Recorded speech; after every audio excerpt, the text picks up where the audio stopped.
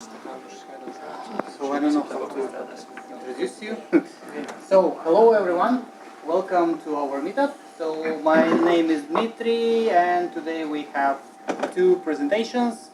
One will be from Arturs with his Golang for DevOps, and later Anton will come and introduce his Jenkins advanced features.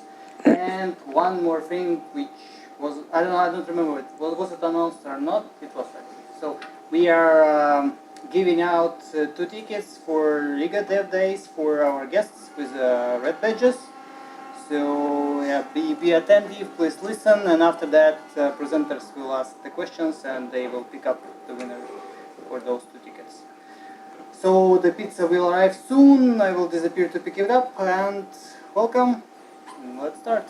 Enjoy. Hey, so nice to meet all of you who made it here on this rainy day. I'm not sure how easy it will be for you to read all the text on the screen, so if it's hard, feel free to come closer. So today I'm going to tell about the Go programming language and why you might want or want not to use it for your own DevOps adventures. So first of all, quickly a bit about myself. My name is Arturs, as was introduced. I work here at Accenture Latvia, and I've been doing DevOps stuff for roughly the last 5 years. And for the last 2 of those years, I've been writing in the Go language. And I did not choose the language, it chose me.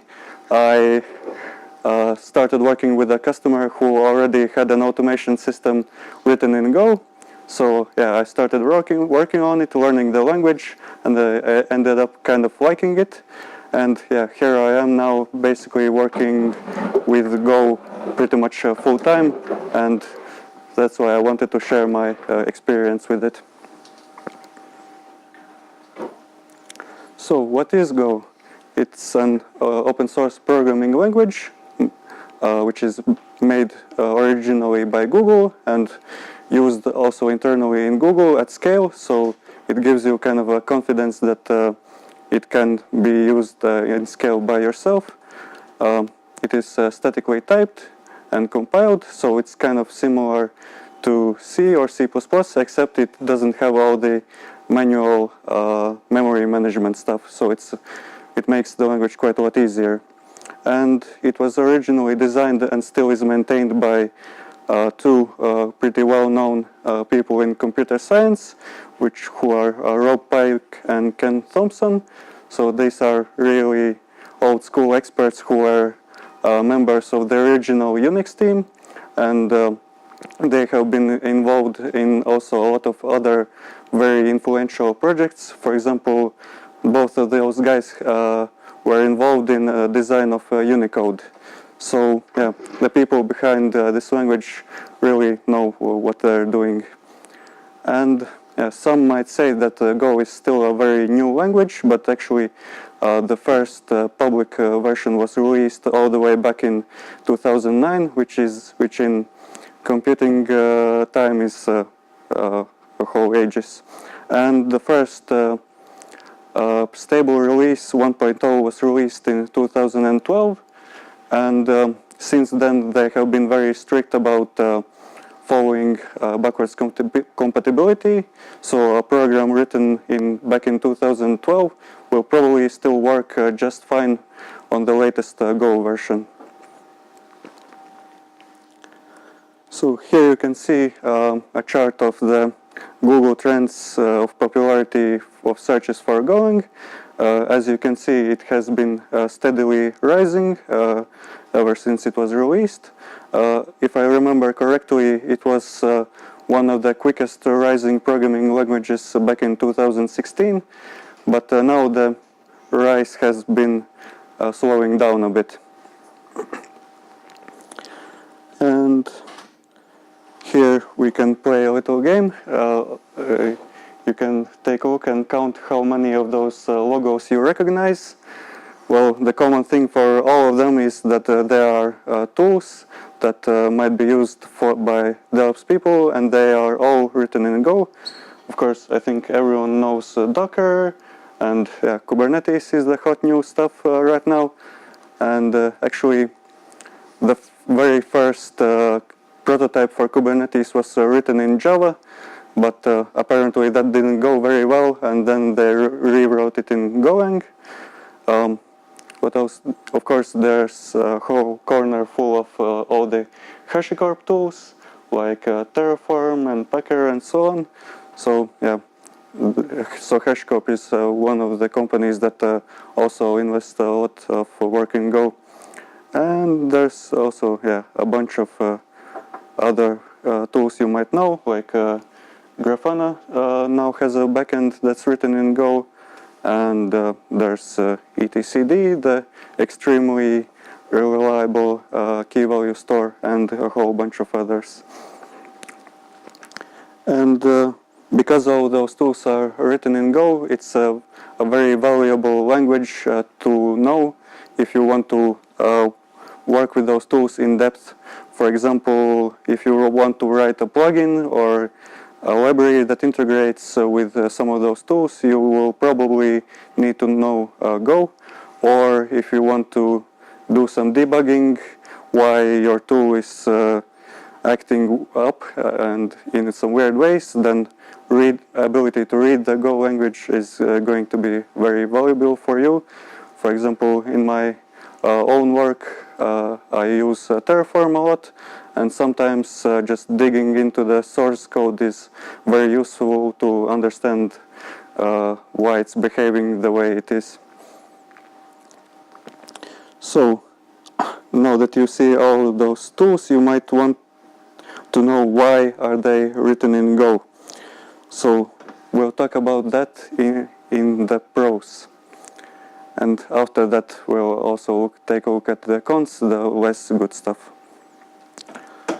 So, in my opinion, the biggest advantage of Go is how easy it is to deploy.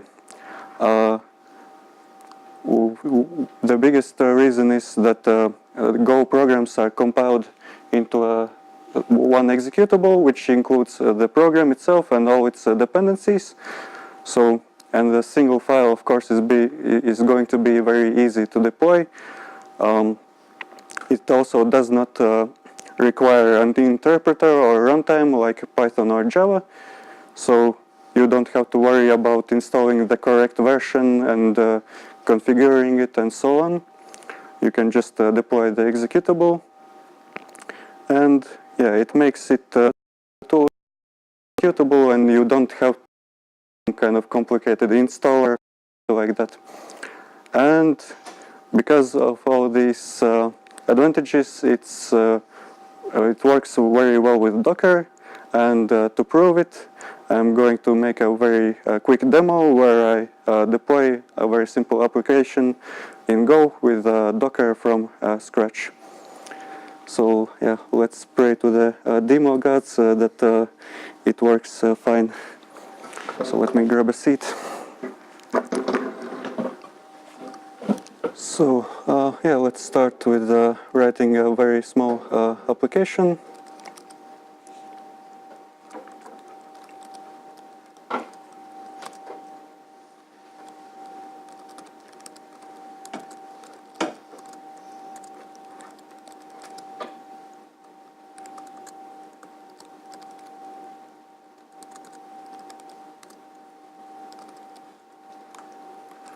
Are you supposed to show that on the screen? Okay, sorry. Yeah, thanks for pointing it out. Okay. Okay.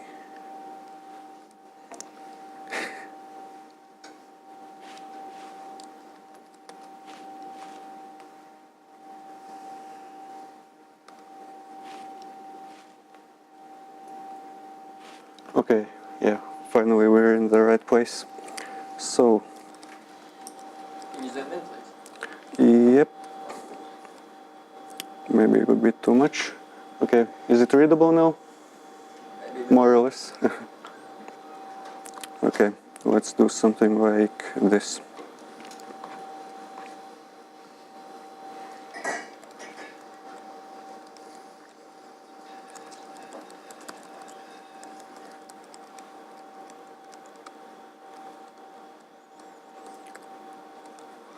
So I've made a simple program that gives you a greeting, and we can either just execute it directly with the go run main.go, and yeah, it runs, or we can build the actual executable.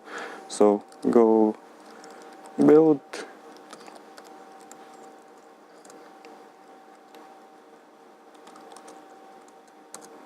and yeah, it's also works. And basically this is also the same way how to build a Go program for even pretty large projects. So that's another advantage, that Go programs are usually pretty easy to build. It's usually 1 or 2 commands. And to deploy with Docker, let's start writing a Docker file.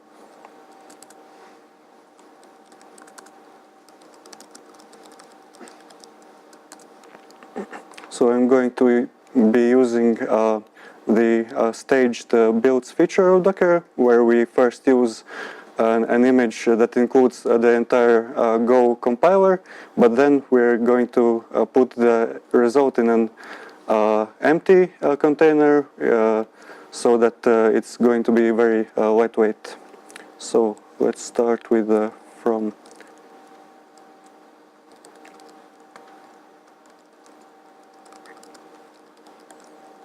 And let's add the source code.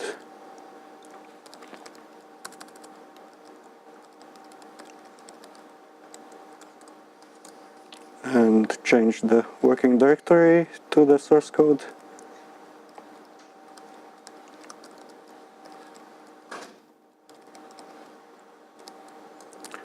And now we just build it.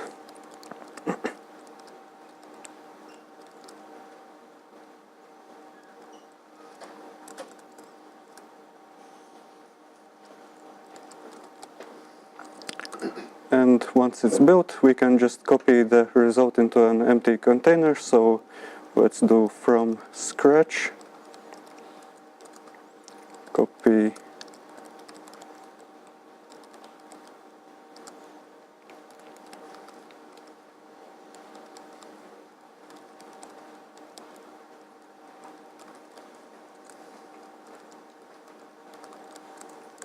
and let's tell Docker that we want to execute that program.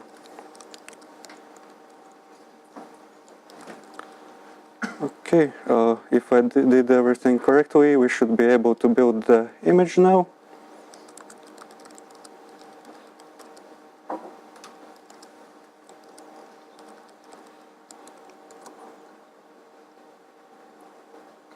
Yep, seems successful.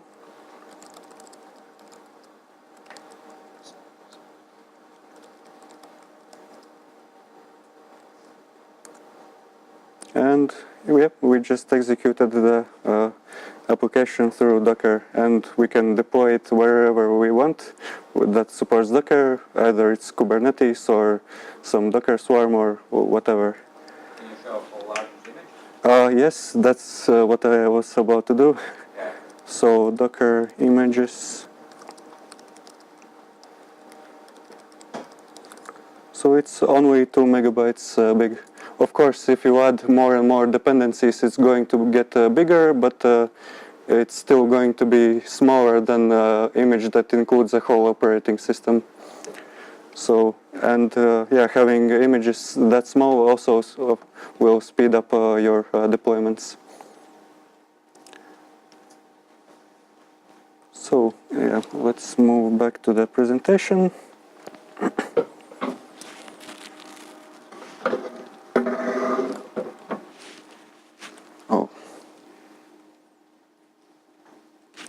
So, in addition to being easy to deploy, Go is also easy to learn because it has a simple syntax without too much syntax sugar features. So, yeah, once you've learned the basics, you can just start working with Go, and you won't like have any major surprises in the future when you discover some feature that you didn't know about.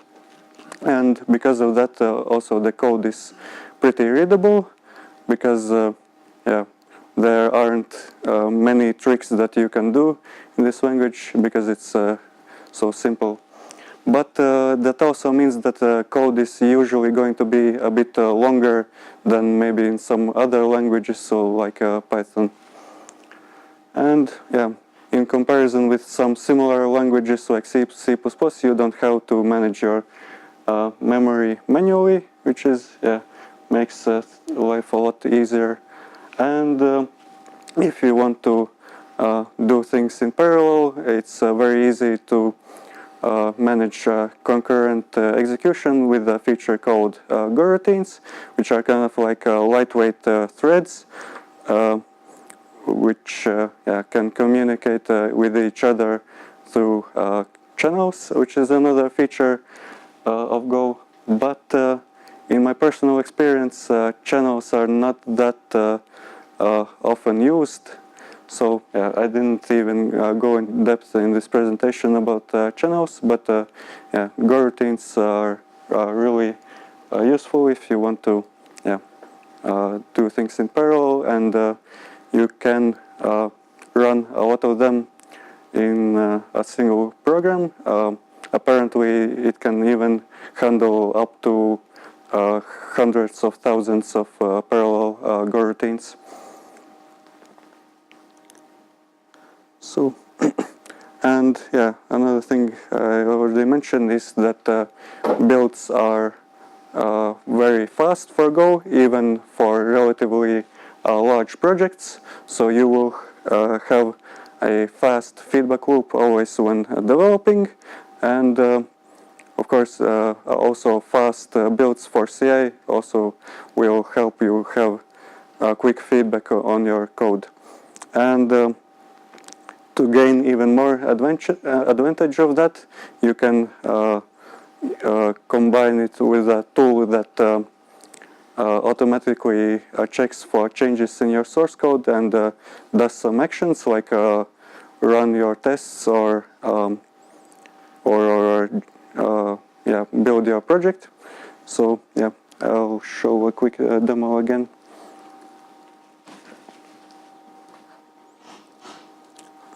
So in this example, I will show a tool called mod, which I also use in my own work. So we have our application that we made, and we are going to make a configuration file for this mod tool.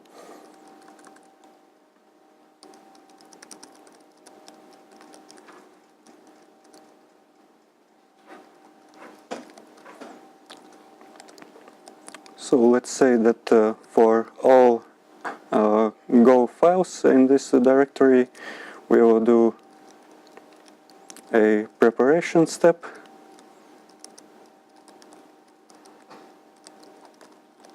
And this first step will be to build our program, and the next will be to execute it. In real life, you'll probably want to run your tests on every change. But right now we don't have any tests. So we will just run main. And let's just execute the tool. And it prepared our program and executed it, and we can check by making any changes. Bam, now we have the new result.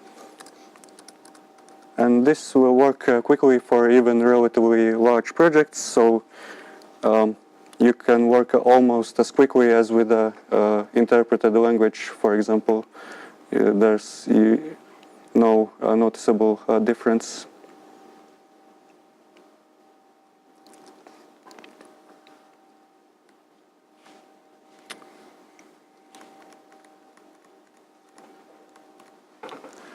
So, and another advantage of Go is performance. For most tasks, it's going to be noticeably faster for faster than Python, Node, or Java, but it's not as fast as C or C++. But yeah, those languages again are much trickier to use, so it's a good trade-off between ease of use and performance. And yeah, as I mentioned, it has the Go routines, which make it easy to distribute computation across CPUs. And yeah, since it's statically typed language, it offers you type safety, so that you don't do silly things like assign numbers to strings and so on. And this allows you to apply more rigorous software engineering practices to your code.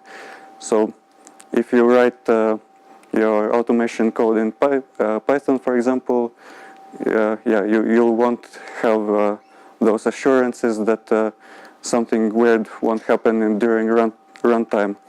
But with Go, you can ensure many more things in compile time instead of runtime. So when you run any automation code written in Go, you will be a bit more sure that it won't break something.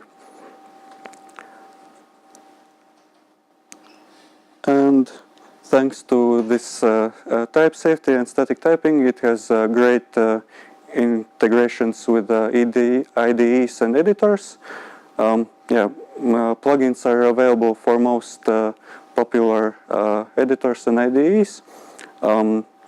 If you have the money or you're willing to be a pirate, I suggest trying the latest versions of Golang, the IntelliJ version for Go, because the autocompletion in it is extremely well done. You can just write most of your code with just space and tab.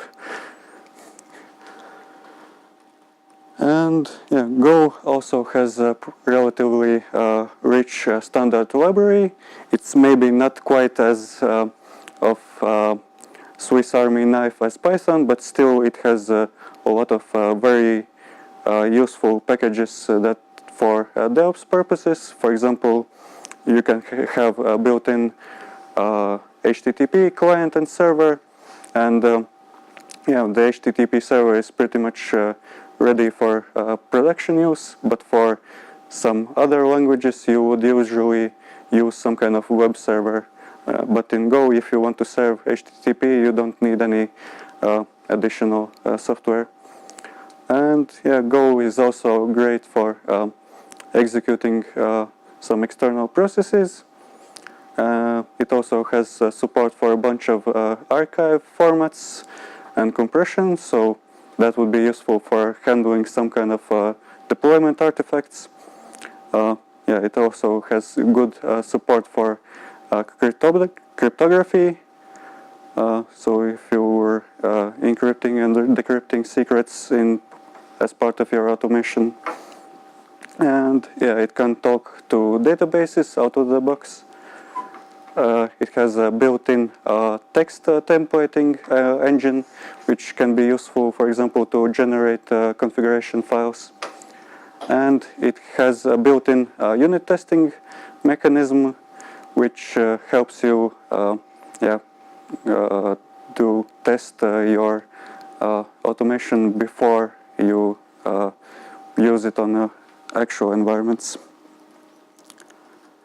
And Go programs are also very portable. So most pure Go programs will work on all major operating systems, and you don't need any additional tools to compile Go programs from one operating system to another. You just set an environment variable. For example, you set goas equals Windows, and that will allow you to build a Windows executable from Linux, for example. So if you were making some cool automation tool and you're working on Linux, but you have some colleagues that have, Windows computers or Macs, it's very easy to, compile executables for all platforms and distribute them to all your users. So now let's talk about the parts that are not so nice. So one controversial topic and one thing that a lot of people are complaining about is the way Go does error handling. So in Go, errors are just values that are basically wrapped strings, and usually a function will return some value, and along with it, it will return an error. And it's your responsibility when you're calling such a function to check if the function returned an error, and it can get very repetitive. So if you have many steps that can fail, then after each step you'll be checking for the error, which can be quite annoying, and it makes also the code more verbose. Another thing worth mentioning is that a very common pattern that I see is that errors are often just returned up to the caller, which is not a good practice because it doesn't add any more contextual information about what occurred. So instead, whenever you're handling an error, you should use this great errors package, which allows you to wrap the error and add some information, what was the intention or what exactly failed. And when the error has passed through all the callers and reached some logging, for example, it will have accumulated all kinds of information. What did it go through?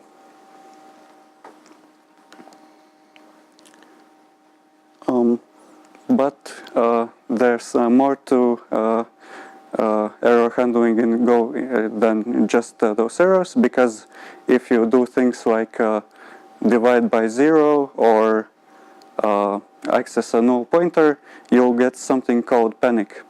And these things can give you some unpleasant surprises, because if a panic is not handled, then your entire program will just crash. So you need to expect that you can potentially generate a panic somewhere, and you need to be ready to handle it. Here I have a code example of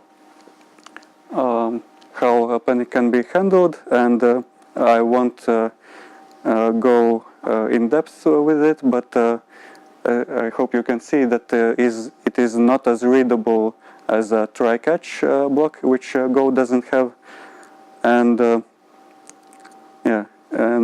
having two different kinds of error handling, which is the regular errors and panics, can be also confusing for you as a developer.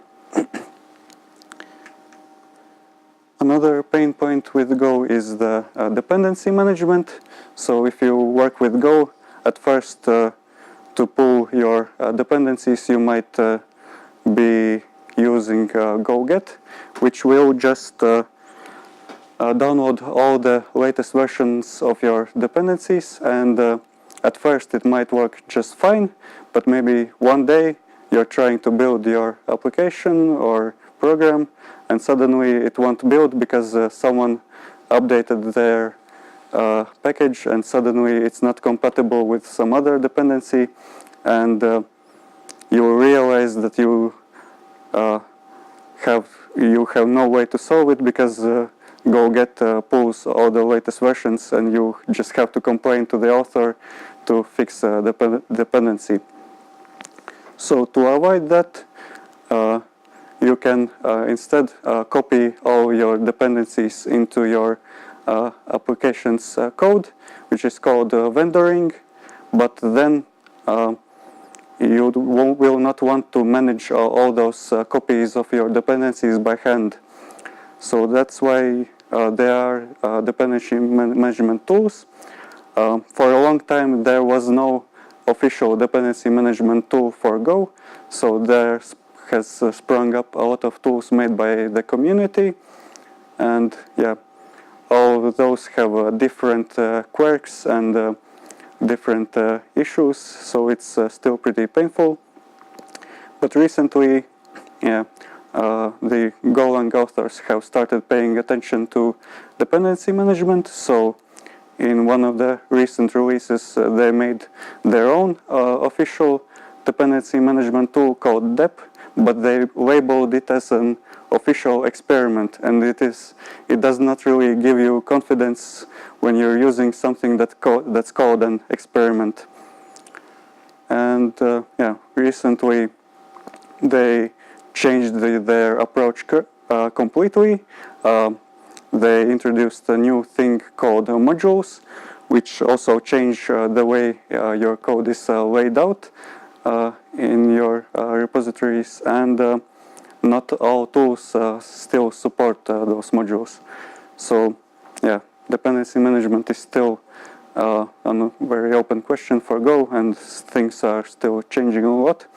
And I believe one of the main reasons why it hasn't been solved for Go is because Google, the company behind Go, is not really interested in dependency management, because Google internally has one massive repository with all its code, so it can be just imported from anywhere, and they don't really care about managing dependencies with the versions. And also, when you want to do something that is not supported by the Go's standard library, you will basically have to just go on GitHub and search for some package that someone else has made, because there is no central repository or for Go packages. So yeah, you're kind of on your own, and if you find something on GitHub, of course, if you have to decide if you can use the package. So yeah, you might want to read the whole code just to check if it's not sending your credentials somewhere. And even if you find some package that seems good, very often the community packages have pretty poor documentation. If you're lucky, it will have good automatically generated documentation in Godoc, which is a site that automatically indexes all Go packages hosted in GitHub and generates documentation for it. But if not, then you might have to just jump into the source code and figure out how the package works. And another thing that a lot of people complain about is the lack of generics, which is a language feature that allows to use data structures on different types. So yeah, so this makes work with advanced data structures more challenging, because if you want to do something that's that doesn't fit in the data structures that Go offers, then you will either have to copy paste your code for all the types that you want to store in those structures, or use something called empty interfaces, which will just accept any type in the data structure, but then you will lose all the benefits of type safety. So yeah, so those were all the pros and cons of using Go. Yeah, here are some credits where credits are due. So the pictures that I used for this presentation come from these three resources. So, thank you for your attention. So, I believe now is the time for questions. Yeah. If you have some questions, please ask them to Arturs. No, I mean the quiz. No, I mean, let's do the quiz after Anton will present. Okay. Yeah. Do you really have no way to specify a version of library you use for? Well, if you use vendoring together with some dependency management tool, then yes, you will have a configuration file where you specify which version to put in the vendoring directory. But sometimes it's a challenge to find versions that are compatible with each other. So you might need to do some experimentation, like make some changes manually, because the automatic resolution doesn't always work. Any more questions? What was your language before starting with Golang? Before that, I've used a little bit of many languages, including Python, PHP, a little bit of Java. And how it felt to go to Go? Well, at first the syntax seemed a little bit backwards, but yeah, once I got used to it, it felt pretty easy to get going.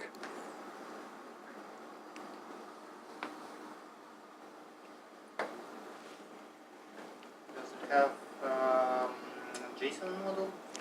Yes, it has a JSON parser built in. It's yeah, very useful in real life, but it doesn't have a YAML parser built in, so you will have to find some package for that. So if no more questions, so let's give some claps to Arturs.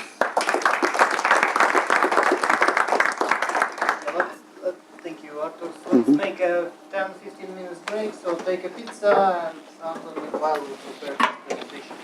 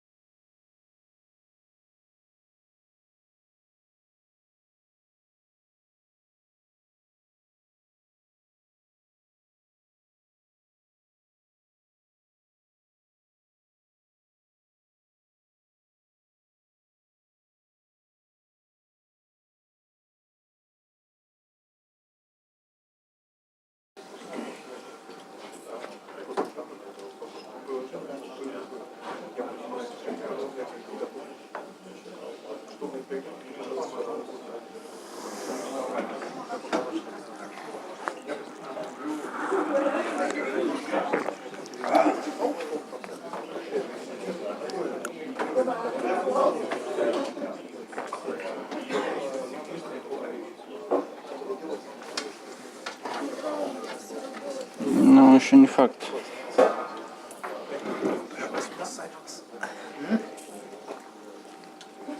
Okay, your wife? Give me some minutes.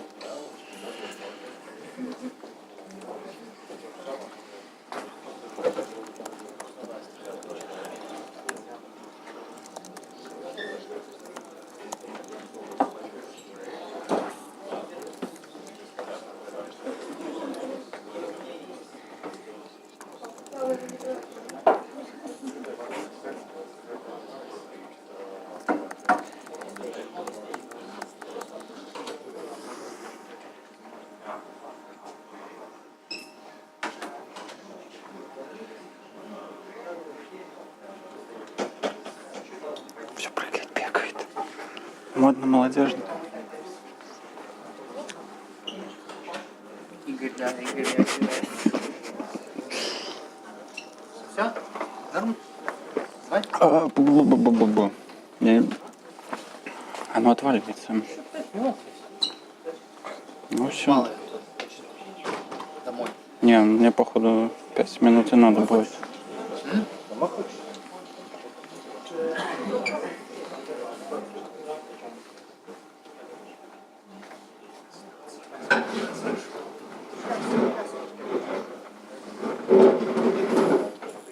Ну и оно опять не работает.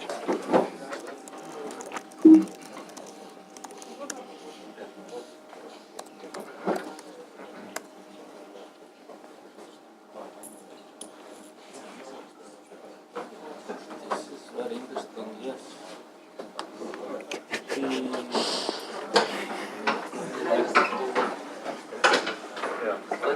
Super cool language, yeah.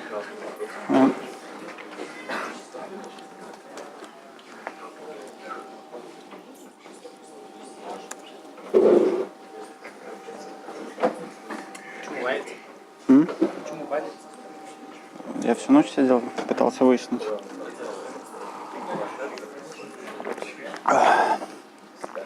Оно не очень стабильное с манифестами Kubernetes. То есть, когда пытаешься сам руками что-то лезешь, делаешь, то оно плохо обсчитывает. Потом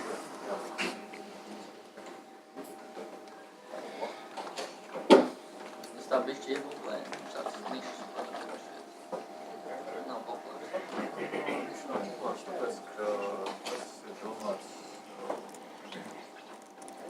Tām kompānijām, kas vēl spēlē jau citā līmenī. Vēl teiksim, uztaisīja, viņi arī var lietot.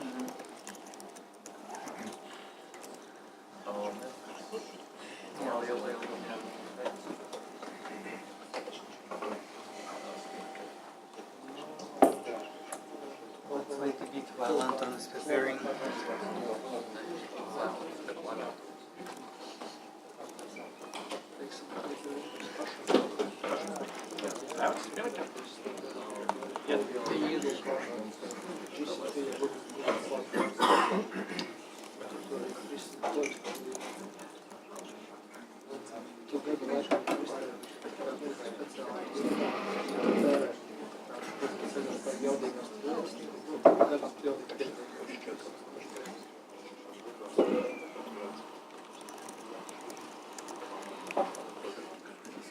В офисе ты работаешь в этом? Нет? Ну, старом. Что? Старом. Еще? Все еще там же? Я сейчас, по-моему, недалеко от этого места живу. Нет. Это не тот. Нет, совсем нет. Ордер. Нет, нет, это не для людей.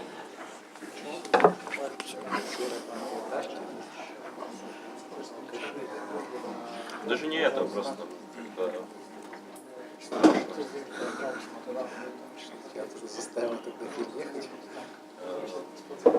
Такая квартира, никто не живет там постоянно. Сделать его, и тогда, наверное, что-то думать.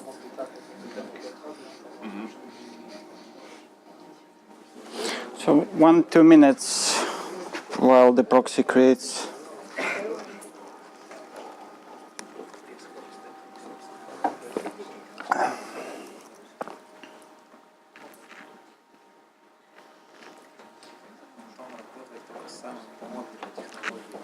Это сейчас повезло. Kubernetes, Spinnaker, Canary анализис какой-нибудь, да? Ну, будет, но не сейчас.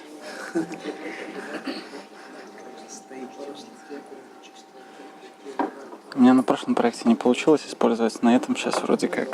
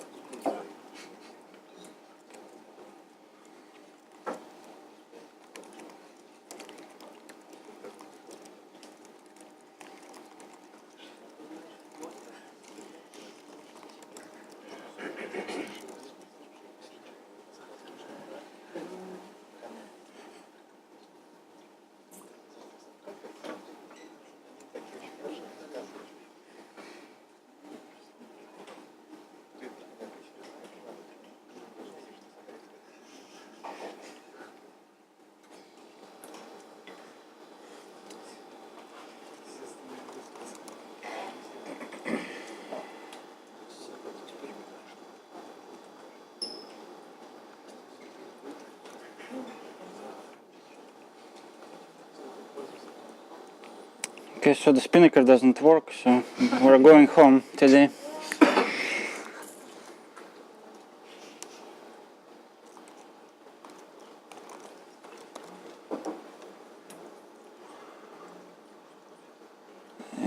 It is upsetting.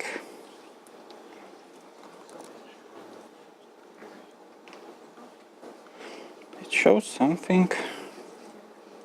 It's not bad. Yeah. It shows something. Okay. We start? Yes, please. So welcome back. Here is Anton. He will tell you about Spinnaker. Hope it will not crash during the presentation. It will, for sure. Then it will be even funnier. So enjoy. All right. So many faces. Just a disclaimer, I'll upset some of you because I see some experienced folks in the room, like really experienced with the Spinnaker as well, most probably. So that's mostly like an intro session. And yeah, so why did I get to the Spinnaker?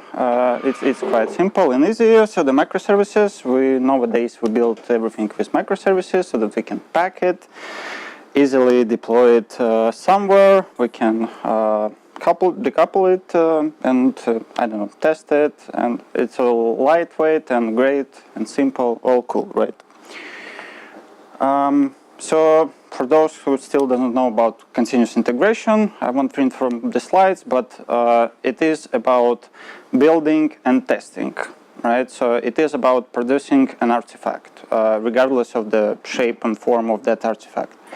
It's not about deployment, so many people get confused about this. They think that continuous integration is the whole process, including deployment, but it's not. So it's just to take an artifact out of your, as it's called, pipeline, right? So there is a representation of continuous integration. You can see that developer sitting and coding. He or she would push the source code into Git, then it will be picked up by a build server, such as, for instance, Jenkins, and then it will produce some artifacts, some nice reports, etc. So that we are making sure that the artifact is ready to be deployed, right? If you're living in a cave, so you still don't know what's Jenkins. It's a build server, right? And once again, I'm a huge advocate of Jenkins. Like I would spend months to learn it, to be advanced in it, etc. But Jenkins also has its limitations. So I highlighted the building is because I don't think that the deployment is the natural step of Jenkins. It's obviously possible to do. There are thousands of plugins how you can manage the deployment part as well. But yeah, it basically pushes you to implement everything on your own. So to describe all the steps of your pipeline. So about the continuous delivery and why we're here today. So to deliver software which you've built out of the CI, right, in short cycles, and that software can be reliably released at any time. So the idea is that you take your artifacts and you promote them to the next environments. And there is continuous delivery and continuous deployment. I apologize, last minute downloads from Google. Yeah, the quality is okay. So as you can see, that the code done, unit tests, integration, acceptance tests, and blah, blah, blah. And then we have the manual trigger, right? So if we want manual judgment by some manager, team lead, etc., it will be called continuous delivery. If it's automation from the dev to production without any human interaction, then it is continuous deployment. So we are in Accenture currently. We don't do that much of continuous deployment because we mostly work with big clients, right? So usually we do continuous delivery where we accept the changes before it can be pushed to the production. But there are companies like Netflix, obviously, and Amazon who can deploy like 5,000 times a day. And with huge team of engineers, they build their product. It's all covered with the tests, and they are confident that it will work. So why finally is because I was using the Docker Swarm for a couple of years. And to be honest with you, I got tired about that Kubernetes buzz. Like every second person would tell me that the Kubernetes is the way to go. So forget about Docker Swarm, etc. So finally, my project pushed me basically to Kubernetes. And you can read from the slides, automating deployment, scaling, rollbacks as well, management of your containers. Cool tool, clusters, and all this stuff, right? So my challenge is now that I have many sub-teams. They write on different programming languages. They produce different artifacts. So the immutable infrastructure, it means that they create EC2 instances out of Packer and then deploy some software, which doesn't work really with Docker yet. There are also teams which work with Docker on a daily basis. This is why we have Kubernetes in place. Our product, which we develop, like a cool new DevOps platform, like everyone would know about this, like in 6 months it will kill the market, all this stuff, right? It's all based on the Kubernetes because we want it abstract. So because Amazon AKS, Google has their own implementation of Kubernetes, even on-prem client can install Kubernetes. So we are aligned to Kubernetes to install our product. And yeah, potentially multi-cloud, and this is due to the fact that there are many clients there which has a lot of credits on Azure because they have a nice relationship with Microsoft, but they prefer AWS, for instance, or vice versa. So they prefer to use multi-cloud solutions, and also it is about high availability as well, because we've all seen that S3 bucket may just be down for a day, right? And for some businesses, it's not acceptable. For most of the businesses, I would say. All right, so that's the tool I found, and for now it's the only tool which kind of answered all my questions. So the open source multi-cloud continuous delivery platform. So what does it mean for us, right? The Spinnaker is not really new. It's Asgard, developed by Netflix. It was used for immutable infrastructure at Netflix, and for those who didn't read yet, so the immutable infrastructure at Netflix means that they do not use kind of configuration management in a classic approach.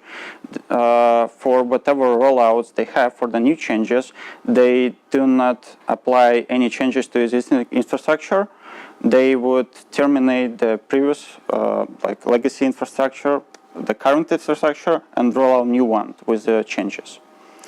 Okay, so they use Spinnaker for some time for this. Google joined from 2015, and I hear more from Google employees these days than from Netflix employees. Open sourced. It's, even though it's kind of, how many, 4 years almost, right? It's reached 1.0 only 2 years ago, 1.5, 2 years ago, yeah. And recently they introduced, I don't know who are they, but someone introduced like Allianz Continuous Delivery Foundation. So they have taken Jenkins X, Tecon, I think, the product called, and the Spinnaker. So it's like by default now recognized continuous delivery tools. Have no idea how Jenkins get to that foundation, to be honest. All right, so the Spinnaker cloud targets, so the multi-cloud, right? So it works with Amazon, Google, Azure, and also it supports Kubernetes deployed on those cloud providers, right? So for the immutable infrastructure, you can use EC2 instances or nodes, and then also connect your Kubernetes cluster as well, and have the nice representation of whole your environment there.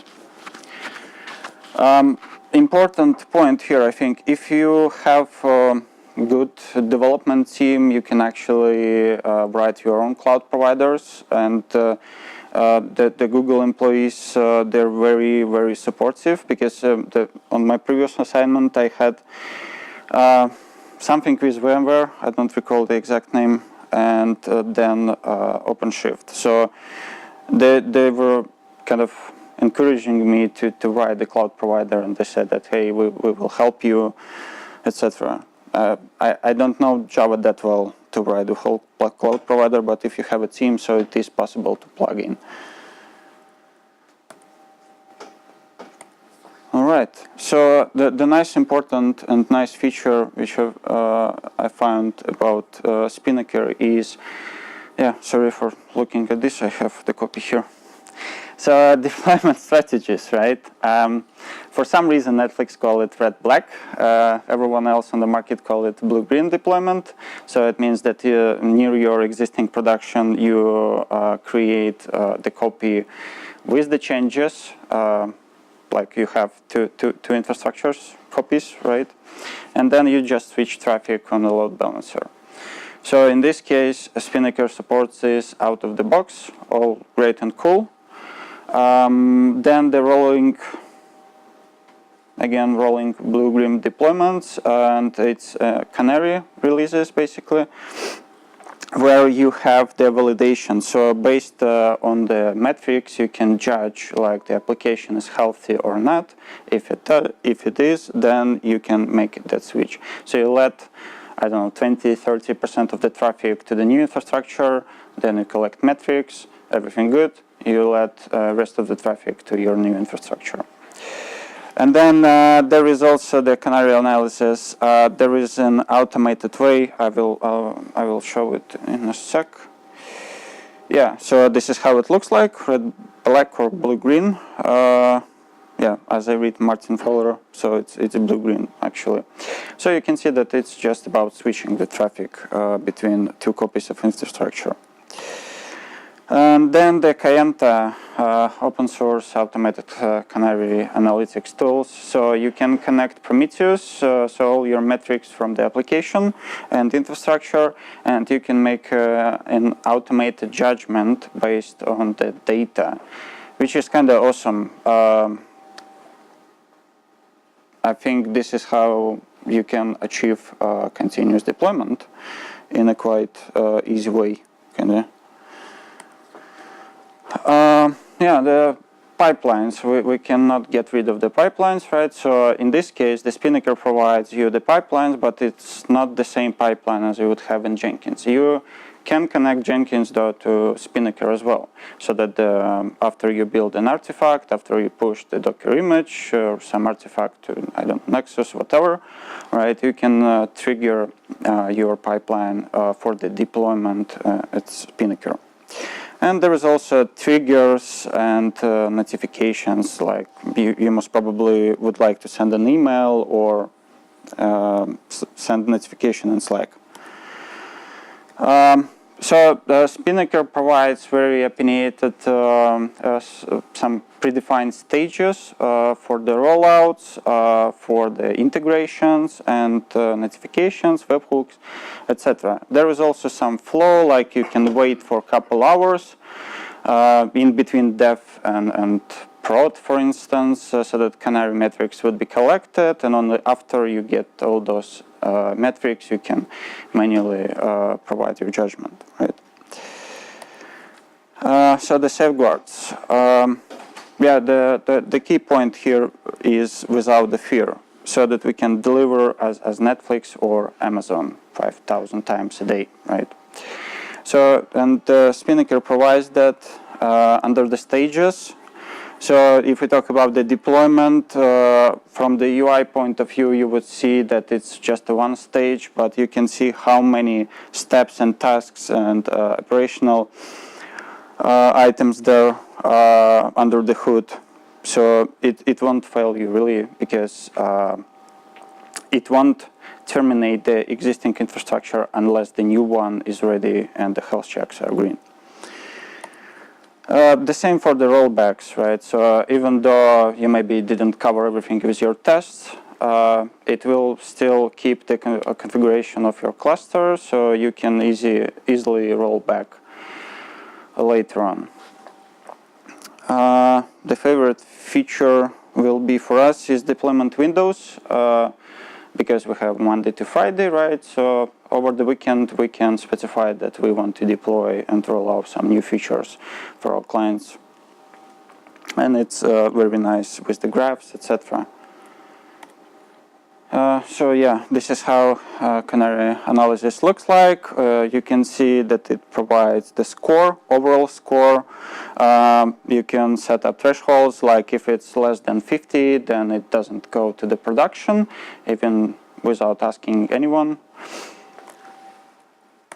And then, yeah, you can have a breakdown on those metrics in this nice way with the graphs. And I think, yeah, last but not least, the Chaos Monkey. So you can basically randomly kill some instances to make sure that your infrastructure can survive downtime. Because many times I see that people think that their guts and the application would work 24/7, no matter what, right? It's not the case. So you should be designing your infrastructure for the failures. Like you should embrace it. All right. So yeah, I had a sleepless night. I'll be honest with you, because of the demo, and let's see if it works. Because yeah, I failed on Amazon. Let's see if on Google if it would be better.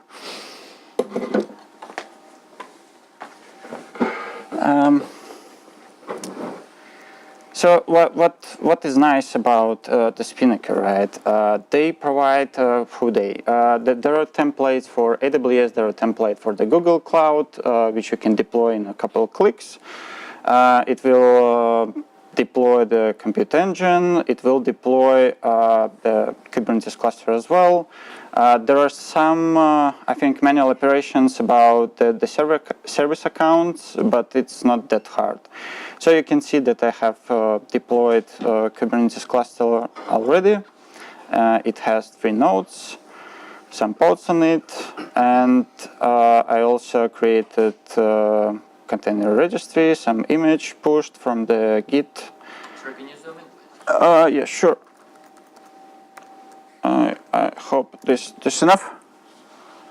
It's locally installed, yeah? No.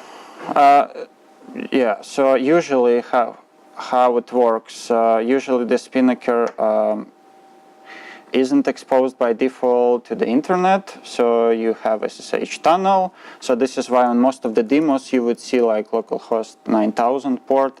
In this case, I just exposed it to the internet because I will terminate it anyway. So it's installed on your cloud? Yes, it is installed on the cloud. Yeah, so to show it.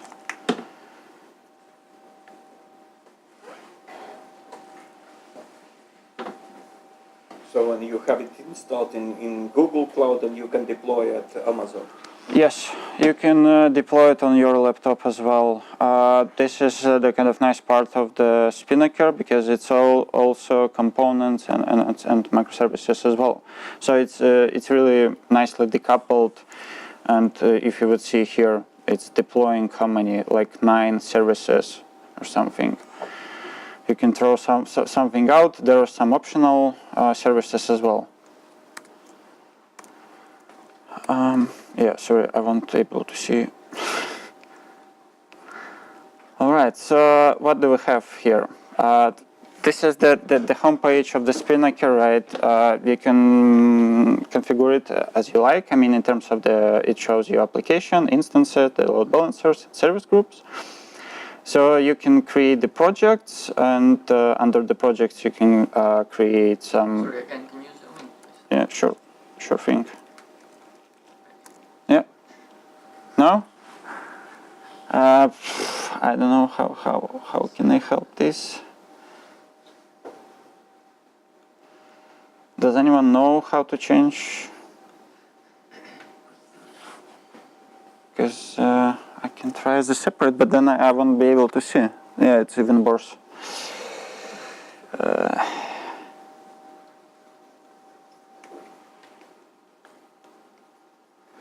Now I cannot see anything. As it was, and then just zoom out one. Okay. Then scale from. Just zoom out. Yeah. Like this? Yeah. Okay. So yeah, you can specify many applications for the one project, and that's exactly my case because I have different teams. So under one project, I will have different applications. At least 5, if not more. Then the infrastructure as well will be specified, and the pipelines.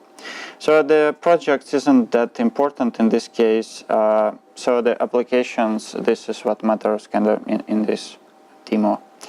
So there is already pre-created. This is why I've spent so much time to prepare this. So you can see that I've started from the load balancer, and this particular application deployed to Kubernetes, and the reason why I've spent so much time at night to set it up, because kinda recently, the Spinnaker migrated from, as they called, Kubernetes version 1 to Kubernetes version 2. So instead of clicking in UI, all the settings, you now can just deploy the manifests from the Kubernetes directly to your cluster through Spinnaker. So this is where I felt hard because it's just didn't work in some cases. At some versions I had one bug, like the deployment would take like 12 minutes, and I was googling, and the guys would like, yeah, on this version it takes 20 minutes regardless of the operation.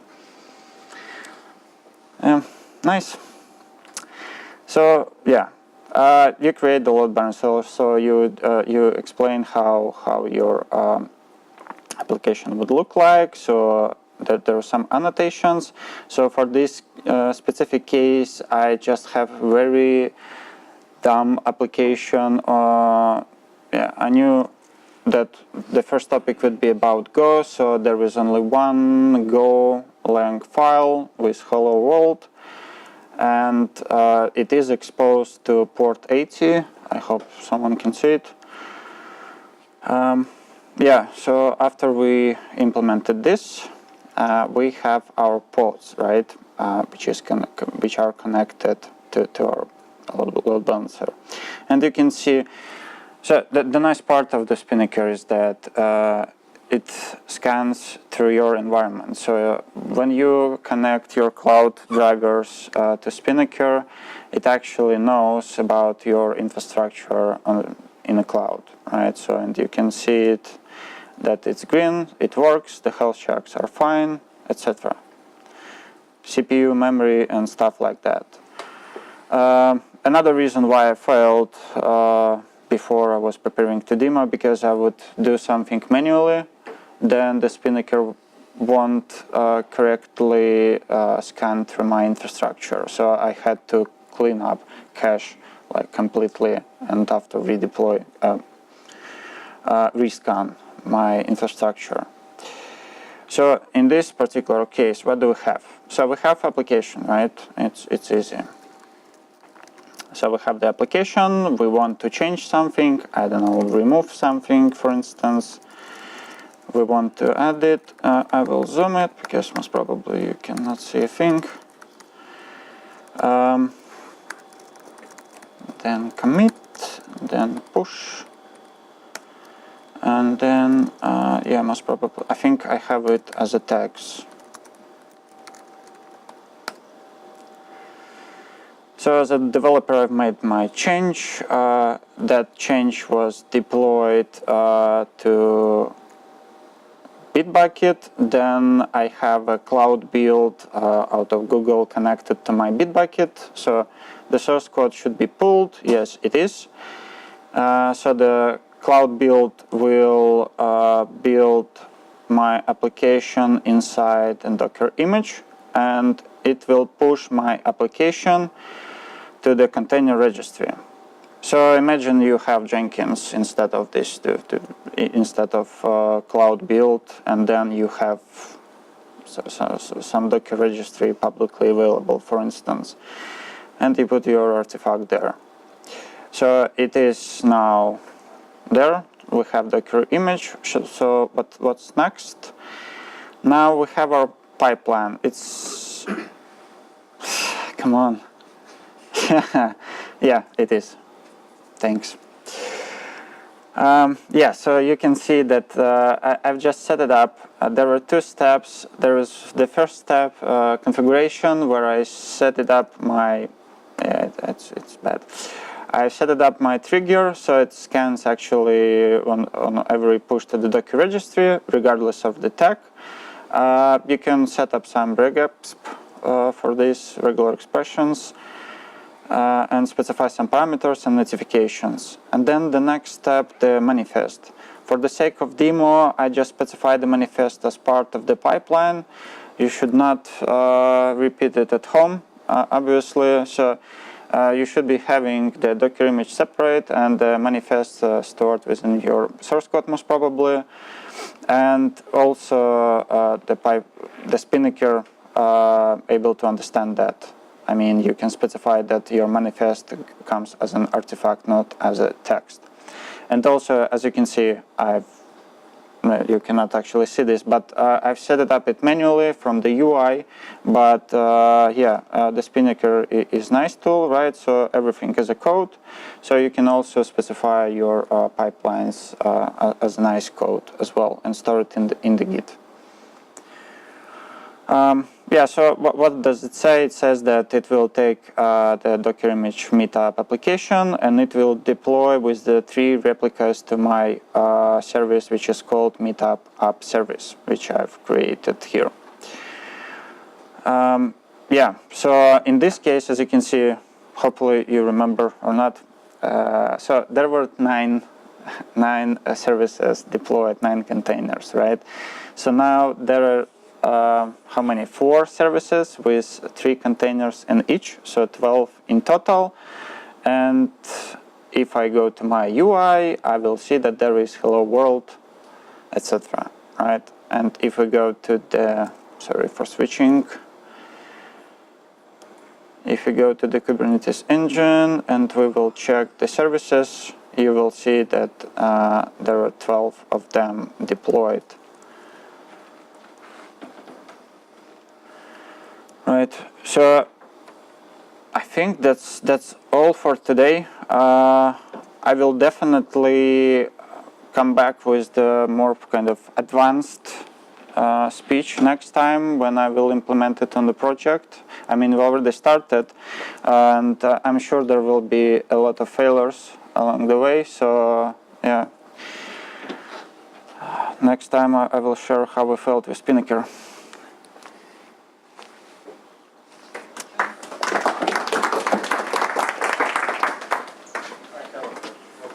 Sure. We have a time for some questions. So. How does Spinnaker authenticate to the cloud? In this case, the gcloud CLI tool, in this particular case, installed with the token and service account. I think I have it somewhere under IAM.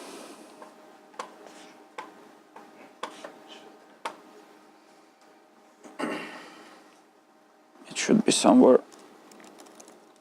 Oh, I get the idea. Yeah, there is Spinnaker account. So I have a question. So you can perform like deployments to multiple clouds at the same time. So how do you interact with different clouds? Well, is it using like an API?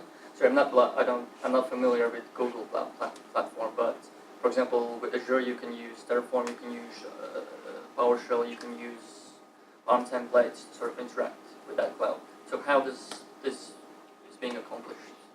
So in this case, the Spinnaker does not handle the infrastructure part. Okay. I mean, it could. There are stages in the pipeline, like in Jenkins, you can put bash scripts, whatever you like, right? But it's about the application deployment.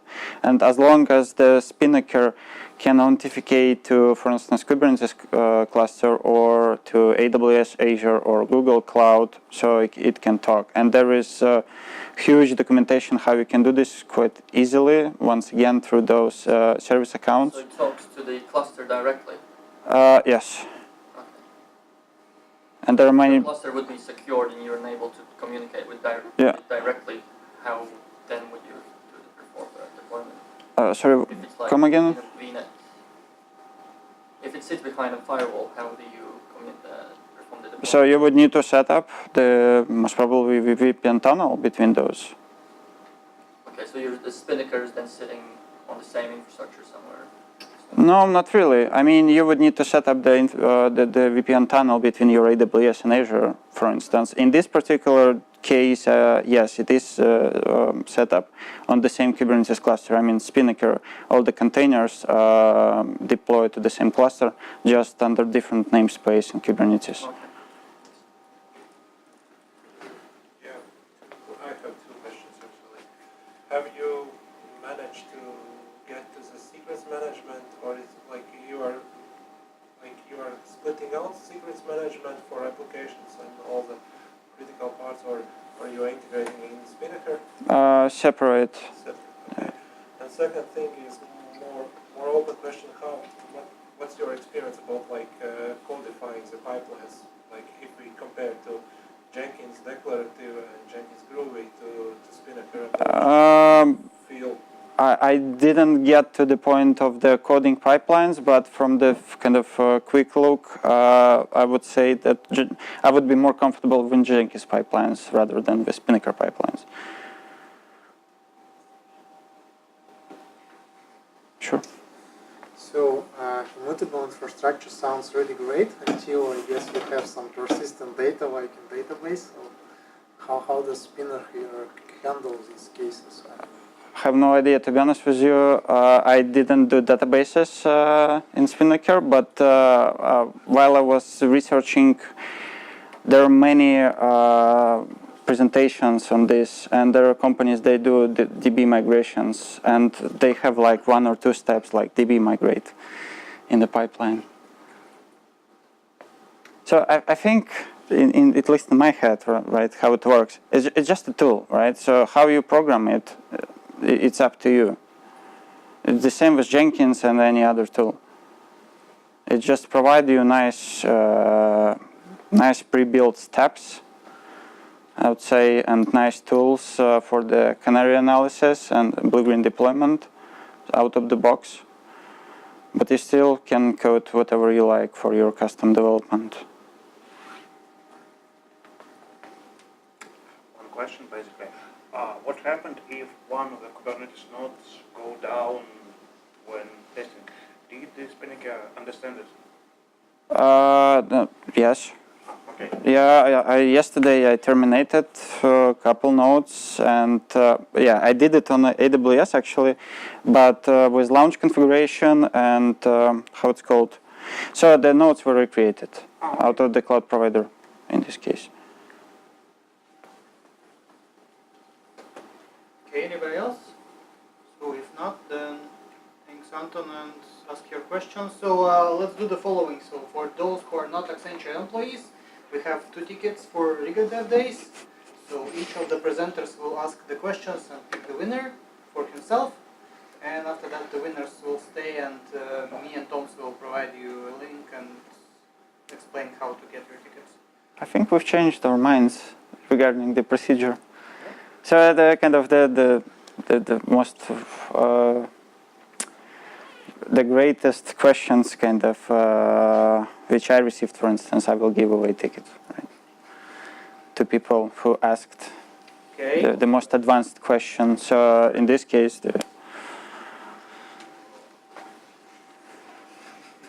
one winner is. Still questions,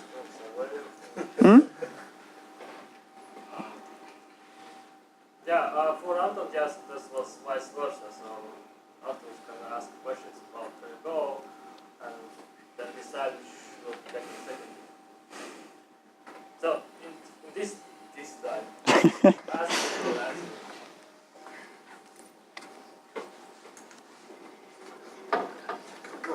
Go out so people can see you and ask your question. So,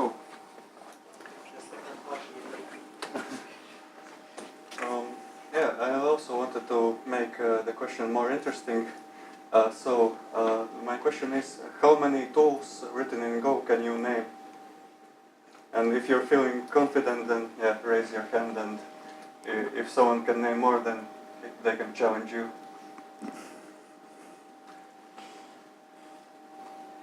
Anyone? Terraform. Okay, there's one. Can someone name 2? Come on, this is so easy. so all the HashiCorp tools, right? Not all of them. Kubernetes and Not all Docker. of them, but okay, there's 2. Can someone name 3? Traffic. Okay. Well, All of those plus traffic, okay. So you're... Terraform. Okay. Anyone? Prometheus. Prometheus, correct? Dogs. Sorry? Dogs. The kids server. Yes, correct. Anyone more? Console. Yep.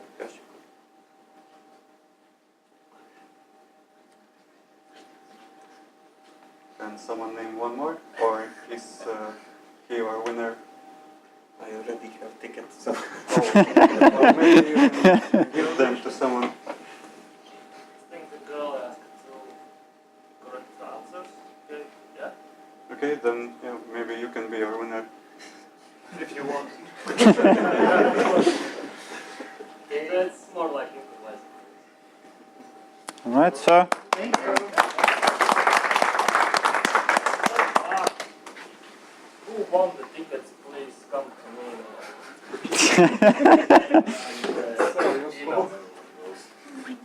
Yeah. Because the tickets are named and we just cannot give you this paper. so it's enterprise approach, yeah. Complicated. So thanks everyone for coming. I hope you liked it. thank you. Thank you.